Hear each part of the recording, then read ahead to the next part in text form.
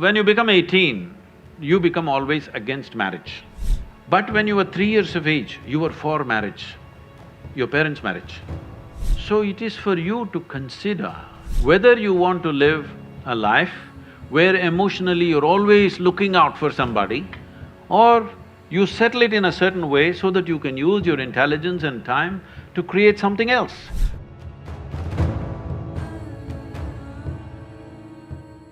I had this belief, or in fact maybe I was made to believe this whole concept of one life, one partner.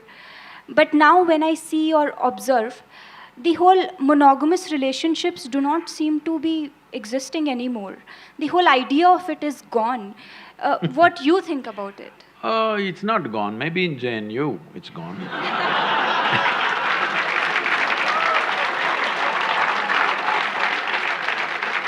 In the rest of the world, it's not really gone.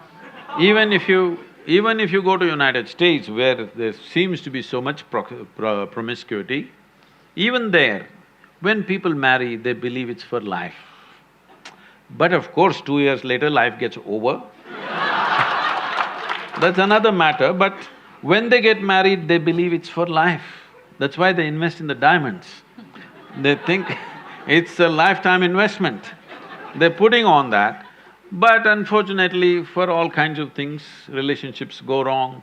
And one reason they go wrong so easily is because people are meeting much later in their life. See, when people met much younger, when their personalities were not concretized, they met early, 17, 18, then two people became like one person very easily. Now they're meeting at 30. Now both are concretized, two concrete blocks. But I'm seeing young people, if they marry, they hang on. If people marry over 50 years of age, they hang on because they have again softened up, concrete is again. Between 30 and 50, it's a bit of a concrete block, strong persona. Now, friction happens. Well, if they are wise, they will find something beyond. Well, monogamy and polygamy or whatever kind of gamy, if you want to see, the important thing we need to understand is, we are all here, you and me are here. This means a man and woman came together some time ago. Maybe you think their parents, they don't love, they don't do sex, they don't do anything. Just because a priest uttered a mantra, you were born, probably. No, it's not like that. Somebody had a physical need, so they handle it through marriage, and we are here. When you become 18, you become always against marriage. But when you were 3 years of age, you were for marriage, your parents' marriage. When you were 3 years of age, were you not glad your parents had a stable marriage? Hello? Yes. When you're 18, you think of free sex and no marriage and everything. But once again, if you become 50, 55, then you will look for a relationship that lasts. So it is for you to consider, because it's your life, to consider whether you want to live a life where emotionally you're always looking out for somebody, or you settle it in a certain way so that you can use your intelligence and time to create something else. Your research, your work or whatever you're doing, if emotions and body are settled, actually, your ability to use your intelligence will be much better.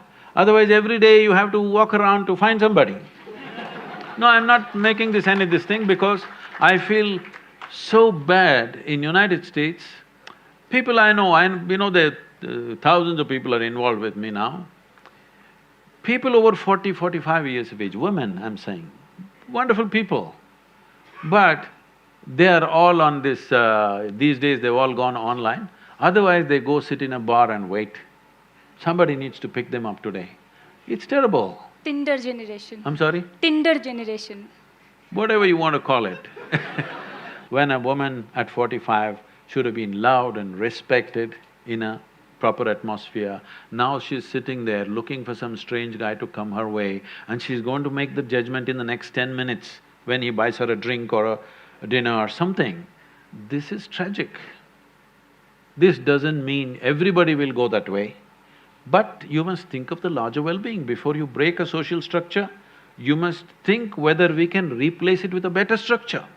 At any point in our life, let everybody understand this, whether it's a social structure or a political structure or a psychological setup in the society, whatever, before we break it, we must think through whether we have a better alternative system. Without an alternative system, if you break the existing damn thing that's working reasonably well, then it'll go crazy.